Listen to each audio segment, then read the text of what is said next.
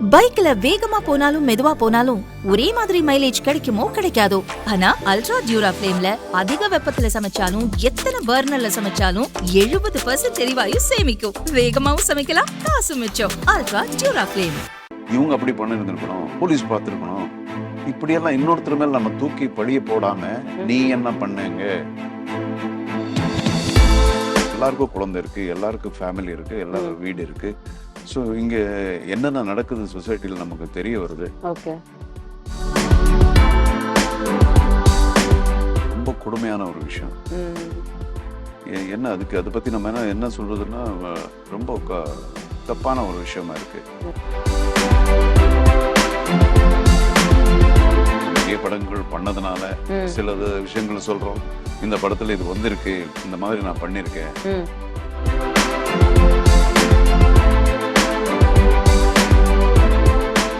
Dinamalar viewers எல்லாருக்கும் ஒரு hello வணக்கம். இன்னைக்கு நம்ம கூட பேச போறவங்களை பத்தி நிறைய விஷயங்கள் தமிழ் சினிமால பார்த்திருக்கோம்.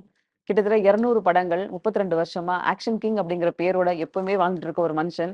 இவரை தவிர தமிழ் சினிமால ஒரு ஆக்ஷன் பண்றதுக்கு இனிமே யாரும் இருப்பாங்களா அப்படிங்கிறது தெரியாது. தீயவர் குலை நடுங்க படத்துல ஒரு ஒரு கம்யூனிகேஷனா எப்படி அந்த படத்தை தாங்கி இருக்காங்க அப்படிங்கிறது நம்ம படம் பார்க்கும்போது எல்லாருக்கும் தெரிஞ்சிருக்கும். இப்ப நம்ம அர்ஜுன் சார்ட்ட இருந்து பேசலாம். வணக்கம் சார். வணக்கம்மா. எப்படி இருக்கீங்க சார்? நல்லா இருக்கு. நிறைய இன்வெஸ்டிகேஷன் படங்கள் நீங்க நடிச்சிருந்தாலும், நிறைய காப் ஸ்டோரி பண்ணியிருந்தாலும், இந்த தீயவர் குலை நடுங்க படத்தை ஒத்துட்டதுக்கு என்ன காரணம் சார்? அதான் இது இன்வெஸ்டிகேஷன் வந்து ஒரு நார்மலா ஒரு கொலை, ஐ மீன் ஒரு மர்டர் அந்த மாதிரி இல்லாம வேற ஒரு எமோஷனல் கண்டென்ட் இதுக்கு பின்னணி இருக்கு. ஸோ அதை வந்து எப்படி ஒரு போலீஸ் ஆஃபீஸர் எப்படி அது வந்து சால்வ் பண்றாரு, எப்படி கண்டுபிடிக்கிறாரு அப்படிங்கிற ஒரு இது. அதுக்கப்புறம் ஒரு ஒரு ஏன்னோ பாசிட்டிவான ஒரு அப்ரோச் இந்த கேரக்டர்ல இருக்கு. ஸோ நீங்க போலீஸ் காஸ்டியூம்ல போட்டும் நிறைய படங்கள் பண்ணிருக்கீங்க, மிலிட்டரி காஸ்டியூம்லயும் நிறைய படங்கள் பண்ணிருக்கீங்க. இது யூனிஃபார்ம் இல்லாம ஒரு காஸ்டியூம் இல்லாம ஒரு படம் இன்வெஸ்டிகேஷன் பண்ணும்போது ஒரு கெத்து யூனிஃபார்ம் போட்டாலே இருக்கும்ல, இது எப்படி பாக்குறீங்க சார்? நிறைய படங்கள் பண்ணிருக்கீங்க, அந்த யூனிஃபார்முக்குனே ஒரு தனியா ஒரு மரியாதை, ரெஸ்பெக்ட் இருக்குல்ல நம்மளுக்கு? ஆமா, இது ஒரு கேஷுவலான ஒரு காப். இப்ப நிறைய போலீஸ் ஆஃபீஸர்ஸ் வந்து ரொம்ப பவர்ஃபுல் போலீஸ் ஆஃபீஸர்ஸ் இருக்காங்க. எல்லாரும் ட்ரெஸ் எப்பவும் போட்டு இருக்க மாட்டாங்க.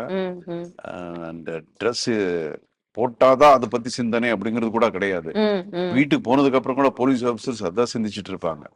ஸோ அந்த டைரக்டர் வாண்டட் ஒரு கேஷுவலா ஒரு இது பண்ணலாம் அப்படின்னு சொன்னாங்க. ஸோ எனக்கு அது ஒரு டிஃப்ரெண்டா பட்டுச்சு. அது தினேஷ் மாதிரி ஒரு புது இயக்குனர் கூட ஒர்க் பண்ணும்போது உங்களோட இன்புட்ஸ் ஏதாவது ஷூட்ல கொடுப்பீங்களா? படப்பிடிப்பு தளத்துல, ஷூட்டிங் ஸ்பாட்ல? ஐ மீன் ஆஸ் அன் ஆக்டரா இன்வால்வ்மெண்ட் அப்படின்னு கேரண்டி இருக்கும். எல்லா படத்துலயும் இன்வால்வ்மெண்ட் இருக்கும். ஸோ அந்த அந்த வகையில எல்லா படத்துக்கும் நம்ம வந்து பேசுறோம். இப்போ கதை பேசும்போது நம்ம நிறைய படங்கள் பண்ணதுனால சில விஷயங்கள் சொல்றோம். இந்த படத்துல இது வந்திருக்கு, இந்த மாதிரி நான் பண்ணிருக்கேன், எனக்கு இது புதுசா இருக்காது, மற்றவங்களுக்கு இது புதுசா இருக்கலாம், எனக்கு இது புதுசா இருக்காது. சோ புதுசா பண்ணணும்னு என்ன பண்ணணும், அதுக்கு உட்காந்து நம்ம பேசுறோம். பேசிட்டு we will arrive to இது இந்த மாதிரி பண்ணா நல்லா இருக்கும் ரெண்டு பேருக்கு டிஸ்கஷன்ல. அந்த இதுல நீங்களே ஒரு டைரக்டர் அப்படிங்கறதுனால அந்த ஸ்பாட்ல வந்து சின்ன சின்ன விஷயங்கள்லாம் ஒரு கன்ஃபியூஷனா போகும்போது அதை எப்படி இது சரி பண்ணுவீங்களா? இல்ல நம்ம இந்த படத்துல நம்ம ஆக்டர்ப்பா, நம்மளோட வேலையை மட்டும் பார்ப்போம் அப்படின்னு நினைப்பீங்களா சார்? இல்ல, இதுல ரெண்டு விஷயம் இருக்கு. கண்டென்ட் அப்படிங்கிற விஷயத்து வரும்போது, ஒரு சீனோ ஒரு டயலாக்ஸும் வரும்போது அதுல இன்வால்வ்மெண்டா நாங்க வந்து இப்படி பண்ணா நல்லா இருக்குன்னு பேசுறோம். அப்புறம் இன்னொன்று டெக்னிக்காலிட்டின்னு வரும்போது ஒரு டைரக்டருக்கு கேமரா இங்கே வெய் அங்கே வெய்ன்னு சொல்றது எனக்கு பிடிக்காது ஃபர்ஸ்ட் ஆஃப் ஆல். ஏன்னா அவங்க ஏதோ ஒரு மைண்ட்ல வந்து ஒரு சீனை வந்து நம்ம சொல்றதே வந்து திரையில சொல்றது அப்படிங்கிறது வந்து டேக்கிங் தான். அவங்க எப்படி எடுக்கிறாங்க அப்படிங்கிறது வச்சுதான் அது ஒரு அவங்க மைண்ட்ல ஒன்றும் ஃபிக்ஸ் ஆயிட்டு வந்திருப்பாங்க. அதுல ரொம்ப இன்வால்வ் ஆக மாட்டேன். கேமரா இங்க வெய் இல்ல இல்ல இப்படி இருந்தா நல்லா இருக்கும் அப்படின்னு சொல்ல மாட்டேன். ஒன்லி கண்டென்ட் பத்தி தான் நம்ம பேசுறோம்.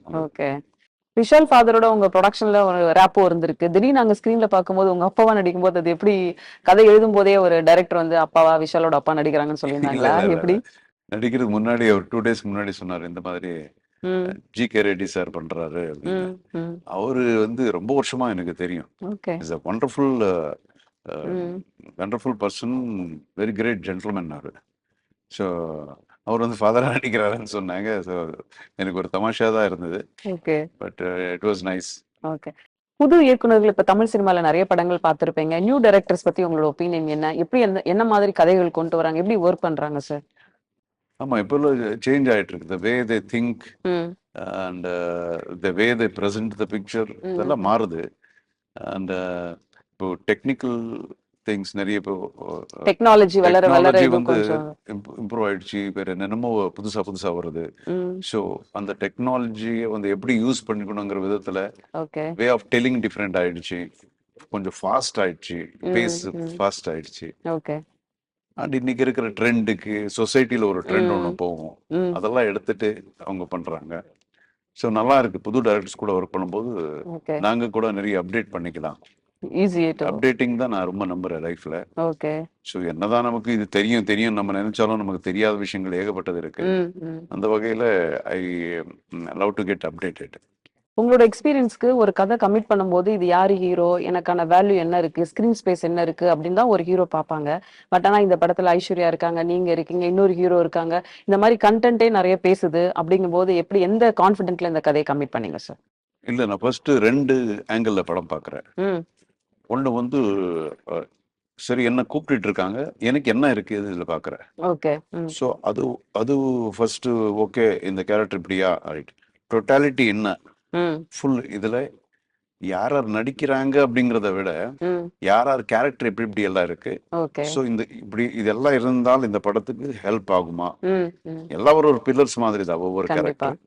ஸோ இதெல்லாம் இருக்கா அப்படின்னு சில நேரத்தில் என் கேரக்டர் நல்லா இருக்கும், டோட்டாலிட்டி சரி இருக்காது. ம். அப்போ நான் ம். படம் பண்ண மாட்டேன். ஓகே. நான் மட்டும் ஒரு கொடை தூக்கிட்டு நின்னா என்ன நல்லா சரி எல்லா வராது. கேரக்டர்ஸ்க்கும் எல்லா கேரக்டரும் நல்லா இருக்கணும். ம். அப்படி இருந்தால்தான் படம் பண்றது. ஸோ இந்த 2 ஃபேக்டர் நான் பார்க்குறேன்.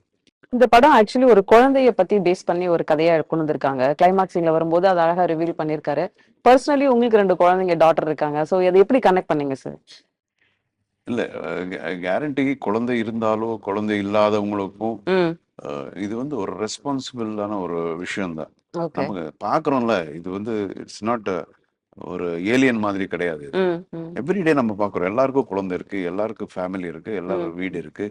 ஸோ இங்க என்னென்ன நடக்குது சொசைட்டியில் நமக்கு தெரிய வருது. ஓகே. ஸோ இது வந்து எல்லாருக்கும் அந்த ரெஸ்பான்சிபிலிட்டி ஒவ்வொருத்தருக்கும் இருக்கணும்.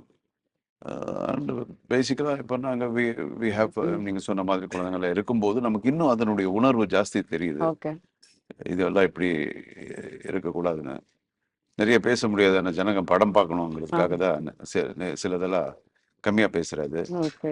ஸோ இப்போ ரீசெண்ட் டேஸ்ல கூட நியூஸ் பேப்பர்ல இந்த மாதிரி ஒரு விஷயங்கள் நடந்திருக்கு. சொசைட்டில நம்ம அடிக்கடி பாக்குற விஷயம் தான் இந்த படம் பொறுத்த வரைக்கும். ஆனா மற்ற நாடுகள்ல கொடுக்குற தண்டனை, இன்னும் நம்மளோட தண்டனைகள் சட்டங்கள் இன்னும் அதிகமா இன்னும் கொஞ்சம் டைட் பண்ணணும் அப்படின்னு நினைக்கிறீங்களா? ஃபர்ஸ்ட் வந்து ஒவ்வொருத்தருக்கும் இருக்கணும். ம். ம். ஒரு ஆளுக்கும் இருக்கணும். ம். ம். அவனுடைய ரெஸ்பான்சிபிலிட்டி இன்னொரு மேல் தூக்கி போட்டுறக்கூடாது. ம். ம். இவங்க அப்படி பண்ணி இருந்திருக்கணும், ஓகே. போலீஸ் பார்த்துருக்கணும், மீடியா பார்த்து இருந்திருக்கணும், ம். இல்லைன்னா ஒரு பொலிட்டிஷியன் ஏன் இப்படி பார்க்கல. ஓகே. இப்படியெல்லாம் இன்னொருத்தர் மேல் நம்ம தூக்கி பழிய போடாம நீ ம். என்ன பண்ணங்க. தனி ஓகே. மனுஷன், ஒரு தனி மனுஷன், அவனுக்கு எந்த பவரும் இல்லாம இருக்கலாம். ஓகே. ஆனா அவன் ஏதாவது ஒரு நல்லது அதுக்கு கான்ட்ரிபியூட் பண்ற மாதிரி அவனுக்கு இருக்கணும். அந்த உணர்வு ம். இருந்தால்தான் இந்த மாதிரி விஷயங்கள் எல்லாம். அதுக்கப்புறம் சட்டப்படி இதுக்கு தண்டனை அப்படிங்கிறது வந்து அது உடனே அது வந்துடுச்சுன்னா ம். அது வந்து கடுமையா இருக்கணும். ஓகே. ஒரு பனிஷ்மெண்ட் அப்படிங்கிறது கடுமையா இருந்தாதான் ம். அப்படிப்பட்ட ஆளுங்க மக்கள் வந்து அது திருந்திருவாங்க. இப்போ ரீசென்ட்லி ஒரு ஒருத்தர் பயம் இருக்கணும். அந்த ம். பயம் இல்லை. அதான். பயம் இல்லாததுனால தான் இதெல்லாம். இப்போ ரீசென்ட்லி ஜெயில போட்டவர் வெளியில வந்துட்டாரு. சோ உங்களோட ஒப்பீனியன் என்ன சார்? இதே மாதிரி குழந்தை சம்பவத்துல கைது செய்யப்பட்டவர் வெளியில வந்திருக்காரு. ரொம்ப கொடுமையான ஒரு விஷயம். ம். என்ன அதுக்கு அதை பத்தி நம்ம என்ன சொல்றதுன்னா ரொம்ப தப்பான ஒரு விஷயமா இருக்கு. ஓகே. எப்படி வெளியே வர்றாங்க யாரு பார்க்கும்போது நிறைய பேர் இன்வால்மெண்ட் இருக்கும். அதுல இன்ஃப்ளூயன்ஸ் கூட இருக்கு. நிறைய விஷயங்கள் இருக்கும். அது ரொம்ப நீங்க தப்பா. பண்ண இன்வெஸ்டிகேஷன் த்ரில்லர்லயே இந்த படம் என்னால மறக்கவே முடியல. இன்னமும் என் மனசுல நிக்குது. ஒரு பெரிய காயத்தை ஏற்படுத்துச்சு அப்படிங்கிற மாதிரி படங்கள் ஏதாவது நீங்க பண்ண கேரக்டர்ஸ் இருக்கா சார்? அப்படி அப்படின்னு சொல்ல முடியாது. ம். நிறைய ரோல் இன்வெஸ்டிகேஷன் பண்ணிருப்பீங்க. நிறைய காப் ரோல் ஒவ்வொரு பண்ணிருப்பீங்க. இன்வெஸ்டிகேஷன் பண்ற ரோல் கூட ஒவ்வொரு இது இருக்கும். ம். அது ம். சப்ஜெக்ட் வேறையா இருக்கும். ஓகே. சிலது வந்து ஒரு மலர்ற விஷயமா இருக்கும், சிலது இன்னொன்னா இருக்கும். பட் இந்த படம்னு பார்க்கும்போது இது வந்து வேற ஒரு எமோஷனல் ஓகே. பேக்ட்ராப் இருக்கு இதுல. ஒவ்வொரு கதையும் ஒரு மாதிரி அது இன்ட்ரெஸ்டிங்கா தான் தேங்க்யூ சார். நான் சொல்லலாம். நிறைய புது இயக்குனர்கள் உங்களை வச்சு படம் பண்ணணும்னு நினைக்கிறாங்க. நீங்க நிறைய தமிழ் சினிமா பண்ணணுங்கிறது எங்களோட ஆசை சார். கேரண்டிமா. கண்டிப்பா இன்னும் நிறைய ஸ்கிரீன்ல உங்களை பார்க்கணும் சார். இந்த சோஷியல் மெசேஜ் கொடுக்குற சில நடிகர்கள்ல நீங்க கண்டிப்பா அந்த இடத்துல இருக்கீங்க. நிறைய தமிழ் சினிமால உங்களுடைய பங்களிப்பு தேவை சார். உங்களை சந்திச்சது ரொம்ப சந்தோஷம். Thank you sir. Thank you so much.